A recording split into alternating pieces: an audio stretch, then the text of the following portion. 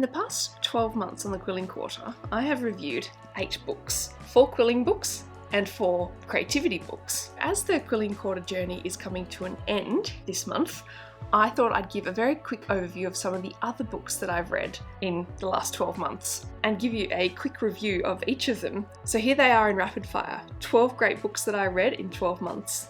Number 1, Educated by Tara Westover. It is an autobiography of sorts about Tara growing up in an extremist Mormon family with a mentally unstable father and an abusive brother. How she overcame insurmountable obstacles to eventually get her PhD from Cambridge University. This was a very engaging read and very well written.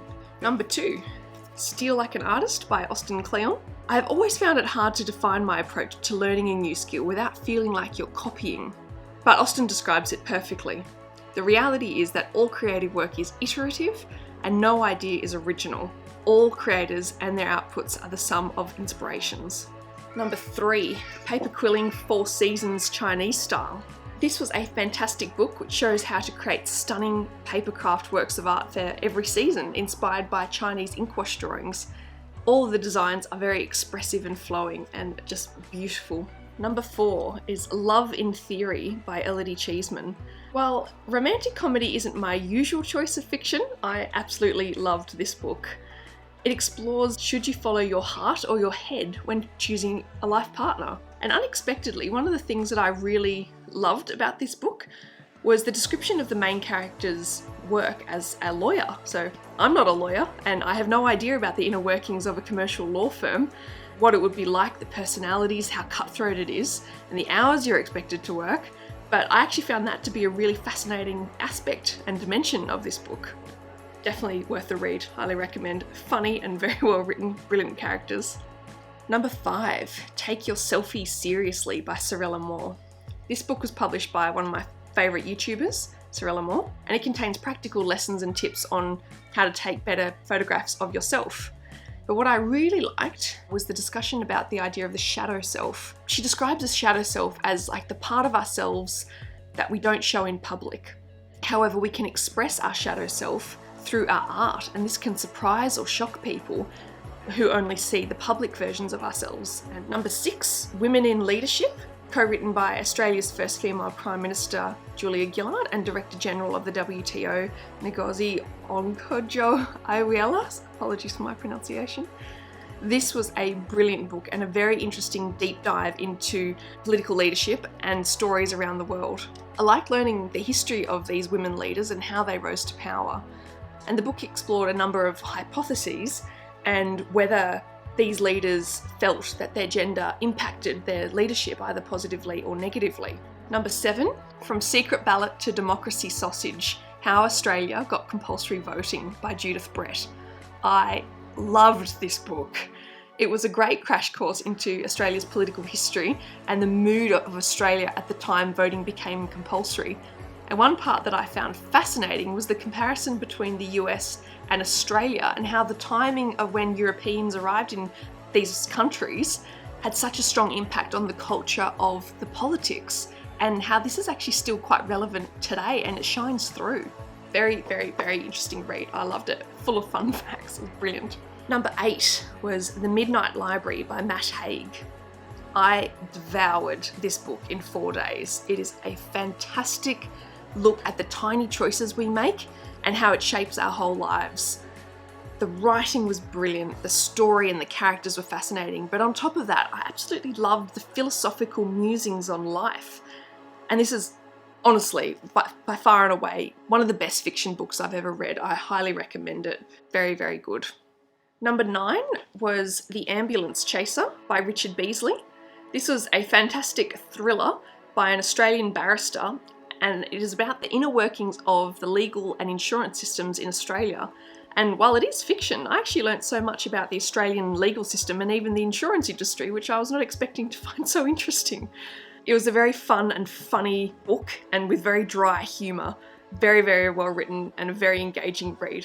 Number 10 is Crazy Sweet Creations by Anne Reardon. She's another one of my favourite YouTubers with her channel How to Cook That. And this book contains 45 recipes in increasing difficulty, and all of them are crowd pleasers. All of them look amazing. So far, I've made 2 recipes from this book. I've made the Oreo mousse, which was delicious and only uses 3 ingredients. And I've also made the chocolate cremo with raspberries, and they were delicious to have a pop of berry citrus and the wonderfully rich and creamy chocolate custard. And a key lesson I learnt from this book was to always use real chocolate that contains cocoa butter and not fake chocolate that has vegetable oil in it. So next that I'm keen to make is the avocado that's not an avocado, and the chocolate raspberry tart as featured on the front cover. Number 11, Dead Right, How Neoliberalism Ate Itself and What Comes Next by Richard Dennis. This was a brilliant deep dive into neoliberalism in Australia and how no political party actually subscribes to this ideology anymore. Both major parties agree that subsidies help shape our economy and society, and that can actually be a really useful tool. It's just a matter of what we want more of. For example, do we want more coal or do we want more renewables? It's kind of up to us.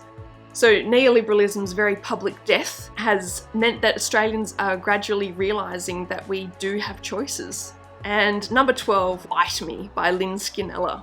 This was a wonderful book describing 4 main personality types and personified as fruits. So you've got the apple, mango, lime, and banana. And while it is a bit of pop psychology, it's a fun way to sort of understand yourself and your friends and family and colleagues and be able to communicate better with each of them, especially to understand your different driving motivations and communication styles. So fun and good read. I recommend all of them. All of them were fantastic. So on top of the 8 books that I reviewed as part of the Quilling Quarter, and then the 12 books that I read for my own interest that I've just shown you, there were 6 other books that I started but either have not yet finished reading or probably won't finish reading. First one was Narrative Economics by Robert Shiller, Enough by John C. Bogle, What Good Are the Arts by John Kerry, Impro by Keith Johnston, The Artist's Way by Julia Cameron, and Painting with Paper by Yulia Brodskaya. So I've started them and I might keep reading them, but I haven't finished them yet. So a book that I'm currently reading right now is a book called 4,000 Weeks, Time and How to Use It by Oliver Burkeman. So I received this book in the mail from a fellow YouTuber, Katja Weinart. She has a channel of her own where she reviews books and talks about books and recommends books. So thank you so much, Katja. I was so excited to receive this in the mail, and I've read the first few chapters and I'm really enjoying it already. Essentially, from what I've read so far, this book is about the idea that the average person lives for about 4,000 weeks. And when you say it like that, it's not very many. How best should we use our ridiculously short time on this planet? And then there's 2 books that I've got on my to-be-read list. So one is called What I Learned Along the Way by John Menadue, and the other book, A Slow Fire Burning by Paula Hawkins. So that's my books. So I've got a pile of books that I read and reviewed, a pile of books that I read for my own interest, a pile of books that I started, one that I'm reading right now, and 2 on my list of books to be read. Hope you enjoyed and take care. See you next time. Bye.